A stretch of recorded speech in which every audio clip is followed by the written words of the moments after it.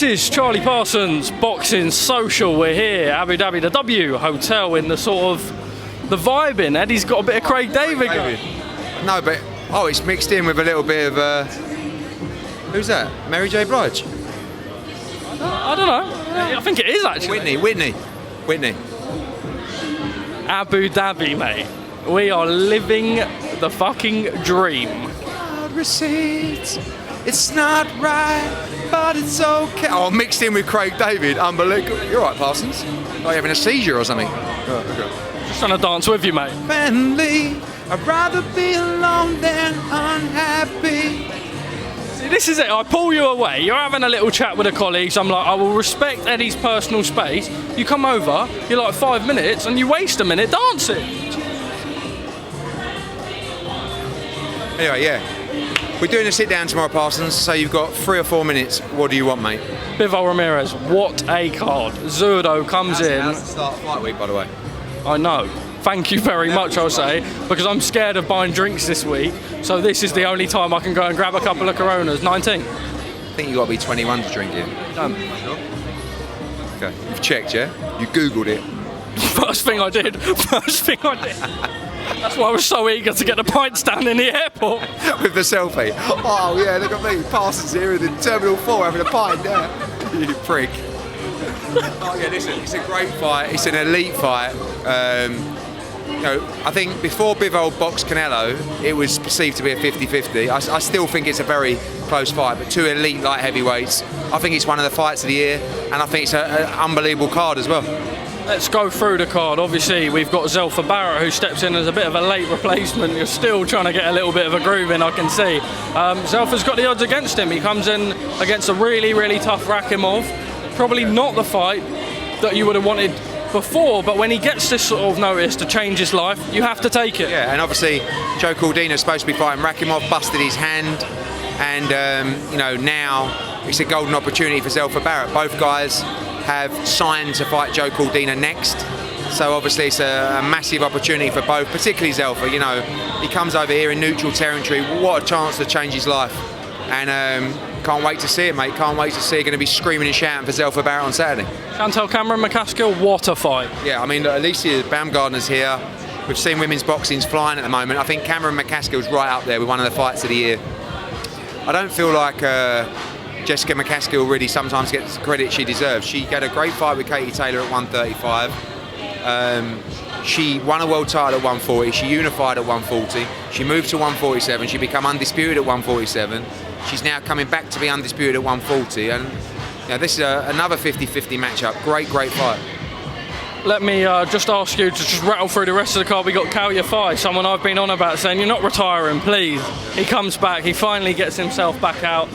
His brother just keeps the stride going on, a little international title, I believe, in the mix. And then, as Frank Smith was saying, look, it's important when we come abroad and we do this show to get the grassroots level in. A couple of the UAE boys as well. Aqib Fiaz makes a return as well. Aqib Fiaz, tremendous card, like you said. I think Kalya Fai is a superstar in the making, and I think that Kalya Fai still has plenty to give the sport. Glamorous, ooh, the glamour.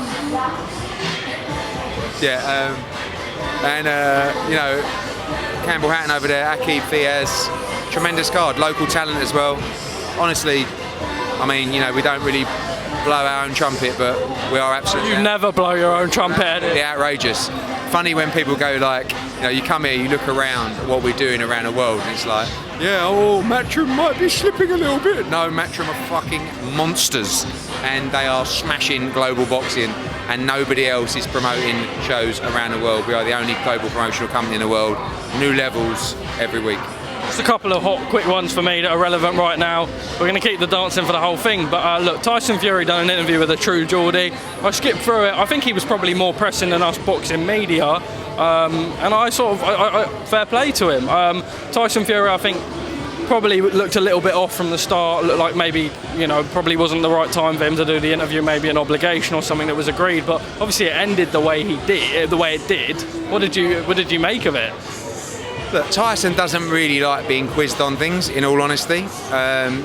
He's a fighter, so it's his job to talk to the media, but not like my job to talk to the media where I have to. and I have to do 30. Do me voluntary anyway. Sorry? Do me voluntary anyway, of course. Well, voluntary because I feel like you should be taken care of. So I think that he doesn't like being quizzed. I thought the questions were fine. They weren't personal, like he was just answering questions, and Tyson lost his rag. You know, maybe Fury had done like 3 or 4 hours of interviews and just thought, fuck me, I can't be asked to talk to this bloke, like, but which is fine, everyone's That's what I suspected, maybe. It just looks like a weakness, you know, and people see it as a weakness, but it's just a human being. Sometimes you have bad days, sometimes you get pissed off. Just a couple more from me. Anthony Joshua, looks like now to be the new year, but just before we do that, you did set out a provisional date which was December 17. I know that you guys have come out and sort of said, look, his mind was ready for the Fury fight, it's going to be next year now. But Frank Smith and yourself, I think you did in the Katie Taylor press conference, you hinted at a December 17 card. If that is to come about... It could be a very big fight on December 17th. Which any hints? No, not yet.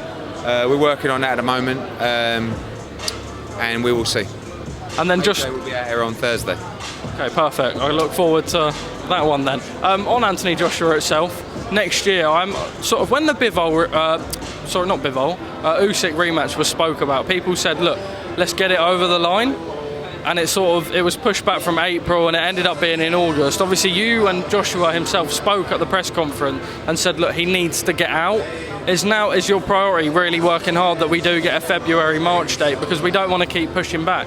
AJ needs to be out, surely. You know, ultimately, he wants big fights, AJ, you know, and it's just whether he waits for April, May, and then that would be a Dillian White or someone like that, or if he boxes in February, and it'll be someone else. So we'll see what happens this week. Finally, I have to bring it back to Conor Benn. Obviously, we saw last week he did the 2 interviews with The Sun and The Times. I believe he's doing something with Coogan. Just quickly, will he come out to the sort of boxing media as such, or maybe a press conference where we can sort of get our hands on him first hand? But first things first, he wants to go through the hearing and make sure he deals with that and gets a fair hearing.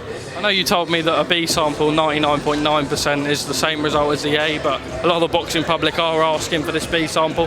Is that something that will come out with the whole legal dispute? How long, roughly, do we know? No, I mean, it's about to begin, so imminent. And then just a rough sort of timescale on when all of this, all the future will come. Governing body, I'm not a court of law, I've no idea. 2 weeks, 3 weeks, 4 weeks, but we want it as soon as possible. Finally, for me, you've had a little bit of criticism online, sort of about maybe the comments about the British Boxing Board of Control and how long they've left to postpone the fight. Some people just sort of saying that you're putting the blame on the British Board. Just your reaction to that? Because I'm not the regulatory body. I don't have the right contractually to cancel the fight. You have to leave it to the board to make a decision, and we waited for their decision, and they took many weeks to make the decision. I'm not saying they didn't have a difficult decision, and I'm not saying that they didn't make the right decision. I'm just saying that period of time made it look a lot worse, I believe. If the fight was cancelled when the test results came in, obviously there would have been a lot of guffaw, but... And also less money spent on the event, I imagine, which was a big hit. That's my key point. Eddie Topman, thank you for speaking to me at Boxing Social.